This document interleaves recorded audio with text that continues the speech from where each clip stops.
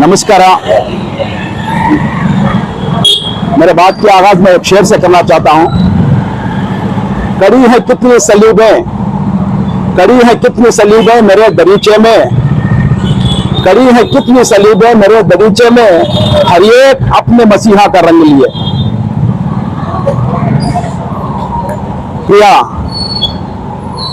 नायकರೇ, ಎಲ್ಲ ನನ್ನ ಜೊತೆಗಿರುವ ನನ್ನ ಹಿರಿಯ ಹಜರತ್ ಅವರು ಮತ್ತು ಸಮಾಜ ಸೇವಕರೇ, ಈ ಮಸೀದಿಯ ಚೇರ್ಮನ್ ಅವರು ಮತ್ತು ಎಲ್ಲ ನನ್ನ ಸಂಬಂಧ ಸಹೋದರರು ಎಲ್ಲ ನನ್ನ ಜೊತೆಗಿದ್ದಾರೆ.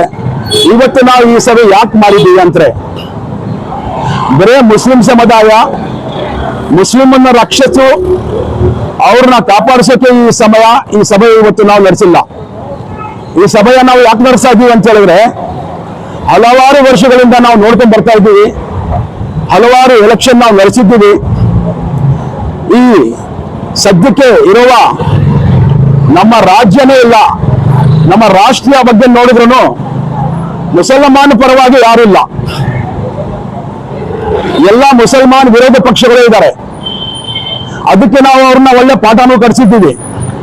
ಕೊನೆಗೆ ನಮ್ಮ ಹಿರಿಯರು, ನಮ್ಮ ಮೌಲಾನಾಗಳು, ನಮ್ಮ ಲೀಡರ್ಸು ನಾವೆಲ್ಲ ಸೇರಿ ಒಂದು ತೀರ್ಮಾನಕ್ಕೆ ಬಂದ್ವಿ. ಏನ್ ಮಾಡಬೇಕು, ಏನ್ ತೀರ್ಮಾನ ಮಾಡಬೇಕು. ಈಗ ನಾವು ನಮ್ಮ ರಾಷ್ಟ್ರದಲ್ಲಿ, ನಮ್ಮ ಸರ್ಕಾರದಲ್ಲಿ ನಾವು ಒಂದು ಪಕ್ಷನ ಒಂದೇ ಪರವಾಗಿ ಸೇರಿ ಬಾಳಿ ಒಂದು ಮೆಜಾರಿಟಿಯಿಂದ ಗೆಲ್ಲಿಸಿ ಅವ್ರ ಕಡೆಯಿಂದ ನಾವು ಅವ್ರಿಗೂ ಸಮಾನ ಕೊಡ್ಬೋದು, ನಾವು ಒಂದು ಕೆಲಸ ತಗೋಬಂತ ತೀರ್ಮಾನ ತಗೊಂಡು 2023ನಲ್ಲಿ ಎಲ್ಲಾ ಮುಸಲ್ಮಾನರು 99% ಬರೇ ಕಾಂಗ್ರೆಸ್ ಪಕ್ಷಕ್ಕೆ ಮತದಾನ ಮಾಡಿ ಅವ್ರನ್ನ ಮತ ಗೆಲ್ಲಿಸಿ ಭಾರಿ ಮೆಜಾರಿಟಿಯಿಂದ ಅವರಿಗೆ ರಾಜ್ಯ ಮಾಡೋಕೆ ನಾವು ಅವಕಾಶ ಮಾಡಿಕೊಟ್ವಿ. ಆದರೆ ನಮ್ಮ ದುರದೃಷ್ಟ, ಅವರು ನಾವು ಮಾಡಿರೋ ಕೆಲಸಕ್ಕೆ ನಾವು ಅವರ ಉಪಕಾರ ಮಾಡಿದ್ವಿ ಅಂತ ಹೇಳೋದು ನಾನು ಇಲ್ಲಿ ಬಯಸಲಿಲ್ಲ. ನಾವು ಮಾಡಿರೋ ಕೆಲಸಕ್ಕೆ ನಮ್ಮ ಮೆಹನತ್ತು ಕೊಡಬೇಕು, ನಮ್ಮ ಇದು ಕೊಡ್ಬೇಕಂತ ಹೇಳ್ಬಿಟ್ಟು ಅವರು ನಮ್ಮ ಮುಸ್ಲಿಂ ಅವ್ರಿಗೆ ಒಂದು 5-6 ಮುಸ್ಲಿಂ ಅವ್ರಿಗೆ ಸನ್ಮಾನ ಕೊಟ್ಟು, ಅವ್ರಿಗೆ ಮಿನಿಸ್ಟ್ರಿ ಕೊಟ್ಟು, ಅವ್ರಿಗೆ ಒಂದು ಒಳ್ಳೆ ರೀತಿಯ ಒಂದು ಜಾಗ ಕೊಟ್ಟು ಮಾಡಿದ್ರೆ ಮುಸಲ್ಮಾನರು ಇನ್ನ ಬರೋ 28 ಎಲೆಕ್ಷನ್ಗೂ ಅವ್ರನ್ನ 90 ಅಲ್ಲ 100% ಗೆಲ್ಸಕ್ಕೆ ನಾವು ಪ್ರಯತ್ನ ಪಡ್ತಾ ಇದ್ವಿ. ನಾನು ಒಂದು ಕಾಂಗ್ರೆಸ್ ಮೆಂಬರೇ, ನಾನು ಕಾಂಗ್ರೆಸ್ ಪರವಾಗಿ ಮಾತಾಡ್ತಾ ಇದ್ದೀನಿ, ಕಾಂಗ್ರೆಸ್ ವಿರೋಧವಾಗಿ ಮಾತಾಡ್ತಾ ಇಲ್ಲ. ಇವತ್ತು ನಾವು ಯಾಕೆ ಇಲ್ಲಿ ಸೇರಿದೀವಿ ಅಂತ ಹೇಳಿದ್ರೆ, ಎಲೆಕ್ಷನ್ ಟೈಮ್ ನಲ್ಲಿ ಎಲ್ಲಾ ಮುಸ್ಲಿಂ ಬಾಂಧವರು, ಮುಸ್ಲಿಂ ಲೀಡರ್ಸ್ ಅವರವರು ತಕ್ಕನಾಗೆ ಕೆಲಸ ಮಾಡಿದ್ರು. ಆದರೆ BZ ಜಮೀದ್ ಅಹಮದ್ ಖಾನ್ ಅವರು ಮಟ್ಟಕ್ಕೆ ಮೀರಿ ಅವ್ರು ಕೆಲಸ ಮಾಡಿದ್ರು.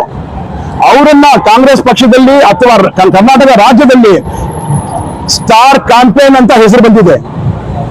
ಯಾಕೆ ಬಂತು ಆ ಹೆಸರು? ಅವ್ರು ಮಾಡಿರೋ ಕೆಲಸಕ್ಕೆ ಆ ಹೆಸರು ಬಂದಿತ್ತು.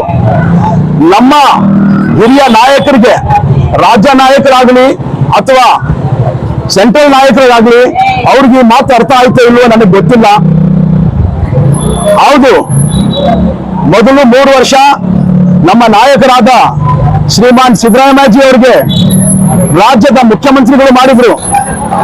ನಮ್ಮ DK ಶಿವಕುಮಾರ್ ಸಾಹೇಬರಿಗೆ ಉಪಮುಖ್ಯಮಂತ್ರಿಗಳು ಮಾಡಿದ್ರು. ಅವರು ನನಗೂ ಒಂದು ಭಾಗ ಕೊಡಿ ಅಂತ ಯಾವ ತರ ಕೇಳಿದ್ರು, ಕೊನೆಗೆ ಅವರು DCM ಇಂದ CM ಆಗಿದ್ದಾರೋ ಅದೇ ತರ ಸ್ಟಾರ್ ಕ್ಯಾಂಪೇನ್ ಅಂತ ನಮ್ಮ BZ ಜಮೀರ್ ಅಹಮದ್ ಅವ್ರು ಕೆಲಸ ಮಾಡಿದಾರಲ್ಲ, ಅವ್ರ ಸಮಯ ಬಂದ್ರೆ ಅವ್ರು ಕೇಳಬಾರ್ದ? ಇವತ್ತು ಅವ್ರು ಕೇಳಿ, ಅವ್ರು ಪ್ರಾರ್ಥನೆ ಮಾಡಿ, ಅವ್ರು ಕಷ್ಟ ಬಿದ್ದು DCM ಇಂದ CM ಆಗಿದ್ದಾರೆ. ಜನ BZ ಜಮೀರ್ ಅಹಮದ್ ಖಾನ್ ಒಂದು ಸಚಿವರಿಂದ DCM ಆಗಕ್ಕೆ ಸಾಧ್ಯ ಇಲ್ವೋ? ಯಾಕೆ ನಮ್ಮ DK ಸಾಹೇಬರು ಜಡ್ಜ್ಮೆಂಟ್ಸ್ ಮಾಡಿಲ್ಲ? ಯಾಕೆ ಫಸ್ಟ್ ಲಿಸ್ಟ್ ನಲ್ಲಿ ಅವ್ರಿಗೆ DCM ಕೊಟ್ಟಿಲ್ಲ? ಅವರು ಕೊಟ್ಟಿದ್ರೆ ಇವಾಗ ಅಲ್ಲಲ್ಲಿ ಪ್ರೊಟೆಸ್ಟ್ ಆಗ್ತಾ ಇರೋದು ಅಥವಾ ಈ ತರ ಸಭೆಗಳು ಆಗ್ತಾ ಇರೋದು ಇದು ಯಾವುದೂ ಆಗ್ತಾ ಇರಲಿಲ್ಲ.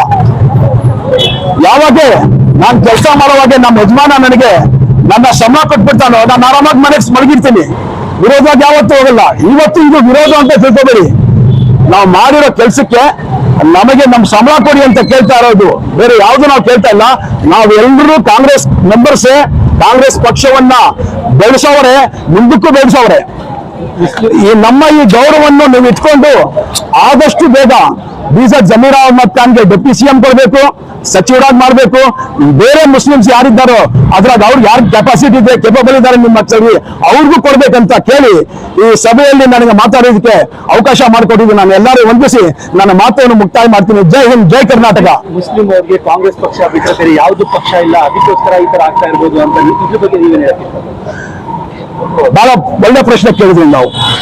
ನೋಡಿ, ಯಾವತ್ತು ನಾವು ಒಬ್ಬರನ್ನ ನಂಬ್ತೀವಿ ಅಂದ್ರೆ ಈ ಮುಸ್ಲಿಂ ಸಮುದಾಯ ಮುಖ್ಯವಾಗಿ ನಾನು ಹೇಳಕ್ಕೆ ಇಚ್ಛೆ ಪಡ್ತೀನಿ, ನಾವು ಒಂದೇ ಅಲ್ಲ ಒಂದೇ ಪ್ರಾಫಿಟ್ ಅಂತ ನಂಬೋರು. ಇದನ್ನು ಅದೇ ತರ ನಮಗ್ ಬಂದು ಒಬ್ರು ಯಾರಾದ್ರೂ ಮಾತು ಕೊಡ್ತಾರೆ, ನಾವು ಪರವಾಗಿದ್ದೀವಿ, ನೀವು ನಮ್ಮನ್ನ ರಕ್ಷಿಸಿ, ನಾವು ನಿಮ್ಮನ್ನ ರಕ್ಷಿಸ್ತೀವಿ ಅಂತ ಹೇಳ್ತಾರೋ ಅದಕ್ಕೆ ನಾವು ಬಹಳ ಉಚಿತವಾಗಿ ನಾವು ನಂಬ್ತೀವಿ. ಅದೇ ತರ ನಂಬ್ಕೊಂಡು ಕಾಂಗ್ರೆಸ್ನ ನಾವು 23ರಲ್ಲಿ ವೋಟ್ ಕೊಟ್ಟಿದ್ದೀವಿ, ಗೆಲ್ಸಿದ್ದೀವಿ. ನಮ್ಮ ಇವತ್ತು ಬೇಡಿಕೆ ಏನಿದೆಯೋ, ನಾವು ಇವತ್ತು ವಿರೋಧ ಮಾಡ್ಸಲ್ಲ, ಬೇಡಿಕೆ ಮಾಡ್ತಾ ಇರೋದು. ನಮ್ಮ ಬೇಡಿಕೆ ಏನಿದೆಯೋ ಅದು ಪರವಾಗಿ ನಮ್ಮ ಸಂಬಳ ಕೊಟ್ಬಿಟ್ಟು ನಮ್ಗೆ ಯಾರು ಮಾಡ್ಬೇಕು ಅವ್ರನ್ನ ಮಾಡಿಬಿಟ್ರೆ ನಾವು 28ಕ್ಕೂ 99 ಇಲ್ಲ 100% ನಾವು ಗೆಲ್ಸಕ್ಕೆ ರೆಡಿ ಆಗಿದ್ದೀವಿ. ಅಕಸ್ಮಾತ್ ಏನಾದ್ರೂ ನಮ್ಮ ಕಾಂಗ್ರೆಸ್ ಪಕ್ಷದಲ್ಲಿ ನಮ್ಮ ಮುಸಲ್ಮಾನಿಗೆ ಪಕ್ಕಕ್ಕಿಟ್ಟು ಸೈಡ್ ಲೈನ್ ಮಾಡಿ ವಿರೋಧ ಮಾಡಿ ಬಿಟ್ಬಿಟ್ರೆ ನಾವೇನೋ ಮಾಡೋ ಕೆಲಸ ಮಾಡ್ತೀವಿ, ಕಷ್ಟ ಬಿಡ್ತೀವಿ, ಜನರಿಗೆ ಹೇಳ್ತೀವಿ, ಜನರಿಗೆ ತಲೆಗೆ ಬಂದ್ಬಿಟ್ರೆ ನಮ್ಮನ್ನ ಮೋಸ ಮಾಡಿ ಅಂತ ಹೇಳ್ಬಿಟ್ರೆ ಅದಕ್ಕೆ ನಾವು ಪರ ಇಲ್ಲ. ನೀವು ಕೊನೆಯದಾಗಿ ನೀವು ಮುಸ್ಲಿಂ ಜನತೆಗೆ ಏನ್ ಸಂದೇಶ ಕೊಡಕ್ಕೆ? ಮುಸ್ಲಿಂ ಜನತೆ ಸಮಸ್ಯೆಗೆ ಬಹಳ ಒಳ್ಳೆ ಪ್ರಶ್ನೆ ಕೇಳ್ತಾ ಇದ್ರ ನೀವು. ಮುಸ್ಲಿಂ ಪರವಾಗಿ ಏನ್ ಸಂದೇಶ ಕೊಡ್ಬೇಕಂತ ಹೇಳಿದ್ರೆ, ಈ ಸಭೆಯಿಂದ ನನ್ನ ಬೇಡಿಕೆ, ನಾನು ನಮ್ಮ ಮೌಲಿ ಸಾಹೇಬರು, ನಮ್ಮ ರಾಜಕೀಯ ವ್ಯಕ್ತಿಗಳು, ನಮ್ಮ ಚೇರ್ಮನ್ ಮತ್ತೆ ರಾಜಕೀಯದಲ್ಲಿ ಯಾವ ವ್ಯಕ್ತಿಗಳಿದಾರೋ ನಾವೆಲ್ಲರೂ ಸೇರಿ ಒಂದು ಸಭೆ ಮಾಡಬೇಕು. ನಾವು ಮುಸ್ಲಿಂ ಬಗ್ಗೆ ಚಿಂತಿಸಬೇಕು. ಯಾಕೆ ನಾವು ಕೆಲಸ ಮಾಡಿದ್ರು ನಮ್ಗೆ ಸಂಬಳ ಸಿಗ್ತಾ ಇಲ್ಲ, ನಮ್ಮಲ್ಲಿ ಏನ್ ಕೆರು ಇದೆ, ನಾವೆಲ್ಲಿ ಸೈಲೆಂಟ್ ಆಗಿದ್ದೀವಿ, ನಮ್ಮಲ್ಲಿ ಏನ್ ಕಡಿಮೆ ಇದೆ, ಅದನ್ನ ನಾವು ಅದ್ರ ಬಗ್ಗೆ ಚಿಂತಿಸಿ, ಅದ್ರ ಬಗ್ಗೆ ಚಿಂತನೆ ಮಾಡಿ, ಅದ್ರ ಬಗ್ಗೆ ಮುಂದಕ್ಕೆ ಬರುವ ಎಲೆಕ್ಷನ್ ನಲ್ಲಿ ಯಾವ ತರ ನಾವು ಕೆಲಸ ಮಾಡಬೇಕಂತ ಬಿಟ್ಟು ಅದನ್ನ ನಾವು ಚರ್ಚಿಸ್ಬೇಕಂತ ನಾನು ವಿನಂತಿ ಮಾಡಿ ಈ ಒಂದು ಸಭೆಯಲ್ಲಿ ನಾನು ಇವತ್ತು ಈ ರಿಕ್ವೆಸ್ಟ್ ನಾನು ಕಳಿಸ್ತಾ ಇದ್ದೀನಿ. ಎಲ್ಲರೂ ಇದನ್ನ ಗಮನಿಸಿ ಬಹಳ ಆದಷ್ಟು ಬೇಗ ನಮ್ಮಲ್ಲಿ ಒಂದು ಮುಸ್ಲಿಂ ಬಾಂಧವರನ್ನ ಒಂದು ಶಕ್ತಿಯಾಗಿ ಬೆಳೆಯಕ್ಕೆ ಒಂದು ತೀರ್ಮಾನ ತಗೋಬೇಕು ಅಂತ ಕೇಳ್ತೀನಿ.